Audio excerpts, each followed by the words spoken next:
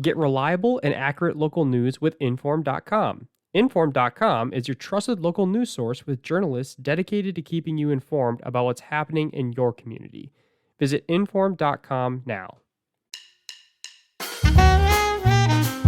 College students in North Dakota used to devour garbage plates, and they loved every minute of it. Why the red pepper became a late-night staple for generations of UND students. Hi, this is Tracy Briggs. Welcome back to another episode of Back Then. This one rings a little true to me since I did go to UND, and I remember very well eating at the Red Pepper. Oftentimes, it would come after we'd be out on the town for the night, and we'd stop by and get something pretty inexpensive and kind of yummy. So what I did is I put out a call on Facebook for other people who had memories of the Red Pepper, and most specifically, the garbage plate, which totally cracks me up. And I got a lot of response, and the owner of the Red Pepper actually had some really interesting things to say about the garbage plate. So here is that story that I wrote. Taste buds hold memories, right?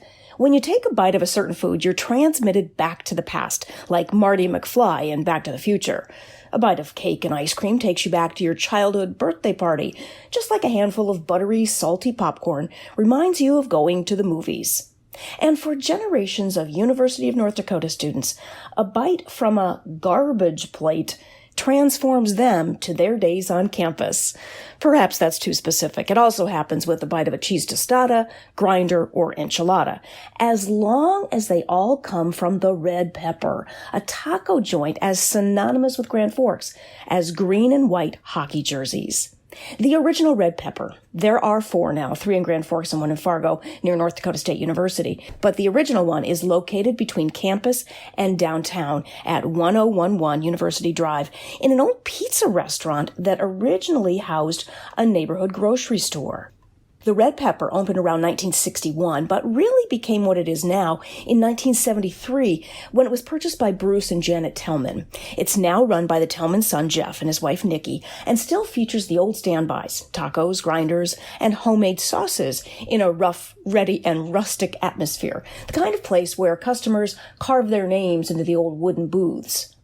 The first time I was invited to go was the first year in Gillette, a dormitory at UND, says Laura McDaniel of Fargo. I was in sweats, and I asked the other girls on my wing if I needed to dress up to go. The sophomores laughed pretty hard. Former UND hockey player Travis Dunn said after practice ended at 5 o'clock and having a full dinner at the dorms at 6:30, they would still save room for the Red Pepper. Here's what he said.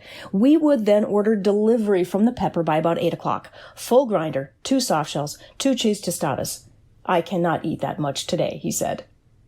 I remember the cheesy tostada, and the cheese would make a big oily ring on the thin paper plate. But who cared? It tasted great, said Janet Noah, a UND grad living in Florida. But what about those garbage plates? Certainly the most ominous-sounding dish was something called a garbage plate, which students remember as basically the leftover scraps from the preparation of previous dishes.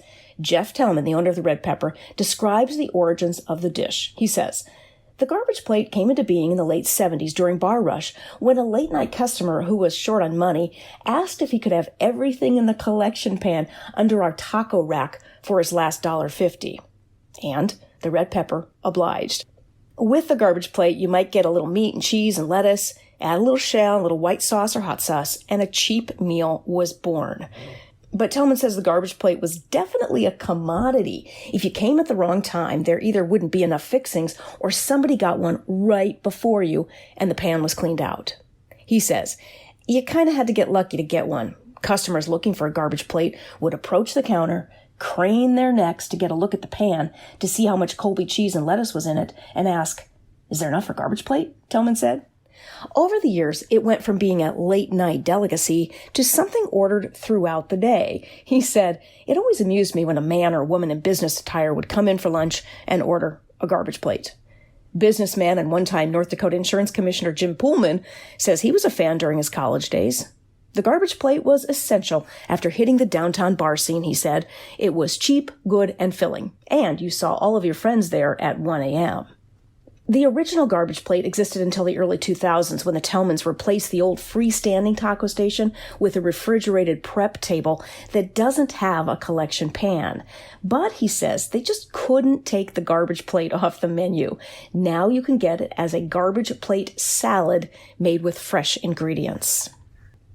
Of course, not all UND graduates stay in Grand Forks and Fargo, so they have to rely on visits during holidays, vacations, and school reunions. Doug DeMars says this: "Great memories of the Red Pepper. Living in Florida, it's a must-stop with every summer visit home. I introduced my kids to it, and now they insist we go before leaving North Dakota." But fans of the Pep can now get some products outside the two cities. The red pepper hot sauce is sold at some grocery stores, and kits to make grinders, which, of course, grinders are sandwiches that contain taco and other meat fixings and sauces. Well, those can be shipped nationwide. For example, red pepper grinders were being served at tailgate parties at the recent UND-Nebraska football game in Lincoln, Nebraska. UND graduate Robin Isaacson, who now lives in Maple Grove, Minnesota, had a craving for her favorite college food a while back. She tells this story. "At the start of COVID, my daughter Olivia and her husband Mike decided to move in with us because they were living in a small apartment. They are also UND grads. Now, after a couple weeks, I thought a grinder kit would lift our spirits, so I ordered one. It set me back about $100, but it was totally worth it. It's all about the white sauce," she said. The accolades actually extend beyond the memories of local college graduates. The Red Pepper once topped Esquire magazine's list of best late-night food in the USA. They've also been featured in USA Today's 50 States, 50 Standout Sandwiches, and Thrillist named them the best sandwich in North Dakota. But according to the now all-grown-up UND Red Pepper fans of the past, none of those awards mean as much as the feeling they get when they eat something from the Pep. They close their eyes and take a bite. Suddenly, they've lost a few wrinkles, and maybe a few pounds too, and maybe get the overwhelming sense that they need to get back to the dorms to study for finals.